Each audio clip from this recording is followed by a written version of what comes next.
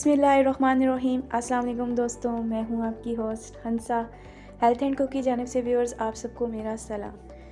तो आज सर्दियों के लिहाज से नई रेसिपी के साथ हाज़िर हुई हूं जो बहुत मज़ेदार बनती है। तो आज की रेसिपी है हमारी मेथी के पराठे। इसकी असल रेसिपी आज मैं आपको दूंगी, इंशाल्लाह आपको पसंद आएगी।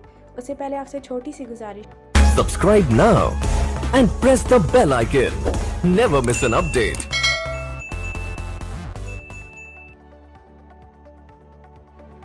मेथी के पराठे बनाने का असल तरीका ये है कि आप सबसे पहले मेथी को अच्छे तरीके से वॉश कर लें। उसके बाद आपको यहाँ पर जूसर चाहिए। जूसर के अंदर आप मेथी डालें और उसके अंदर 2 गिलास आप पानी के ऐड करें। अब आपने इसको अच्छे तरीके से ब्लेंड कर लेना है और बजाय इसके कि आप एक बाउल लें, ब्लेंड करें, उसके अंदर डालें, फिर दोबारा ब्लेंड करें, आप थोड़ी सी ब्लेंड करें, उसके बाद फिर इसी के अंदर मेथी ऐड करें और फिर ब्लेंड करें। इसी वे से मैंने सारी मेथी को ब्लेंड कर लिया है।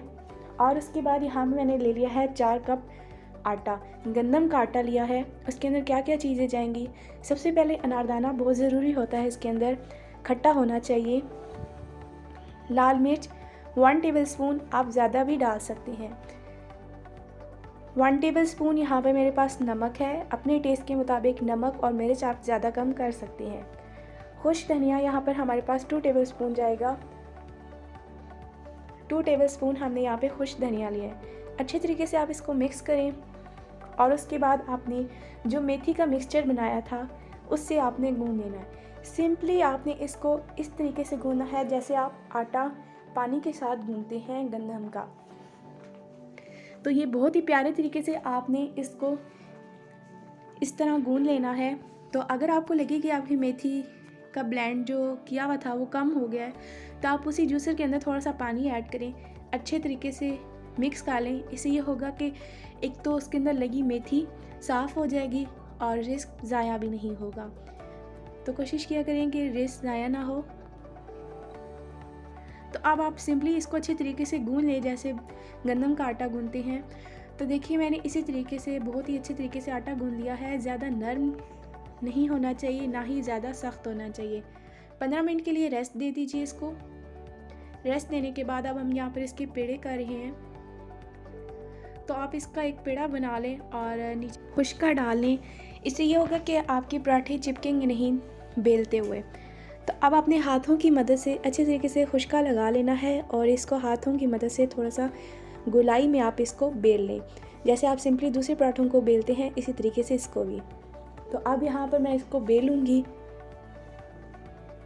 गोल सी रोटी हमने यहाँ पर व्यूअर्स बेल ली है। तो साथ में आपको इंशाल्लाह रोटी बनाते हुए थोड़े से बेनिफिट्स भी इसके बताऊंगी।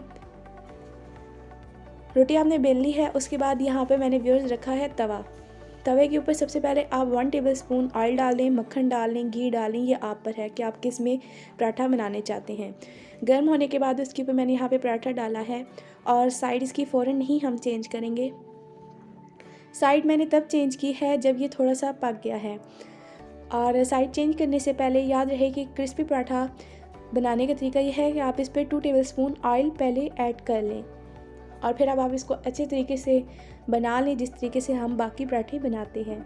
मेथी के बहुत ज़्यादा फ़वाइद हैं और मेथी जिनको जलन होती है, मैदे की जलन है, सोजिश है, बदहज़मी हो जाती है, नज़ला, ज़ुकाम, खांसी, तो उनके लिए ये बहुत ही ज़्यादा बेनिफिट है। अल्लाह ताला की दी हुई हर एक चीज़ हमारे लिए बहुत बड़ी नेमत है। हर एक चीज़ का फ़ायदा उठाना चाहिए जो अल्लाह ताला ने हमारे लिए बनाई है।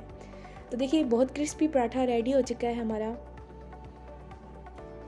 तो अगर आप इस तरीके से बनाएंगे तो इंशाल्लाह आपको रेसिपी पसंद भी आएगी और जो मेथी के पराठों की रेसिपी है वो आप फॉलो करेंगे। तो बाकी पराठे भी मैं इसी तरीके से बनाऊंगी। और व्यूअर्स मेथी के पराठों के साथ सबसे ज़्यादा जो फेमस है वो है लस्सी। मेथी के पराठों के साथ लस्सी बहुत ज़्यादा चलती है। हमारे घर भी हम लस्सी के साथ ही पराठे खाते हैं। तो यहाँ पर मैंने डिश सर्व कर दी है और सर्विंग में मैंने देसी घी का इस्तेमाल किया है और साथ लस्सी। अगर आपको पसंद आए तो इसे लाइक ज़रूर करें, शेयर करें, सब्सक्राइब करें। अल्लाह हाफिज़।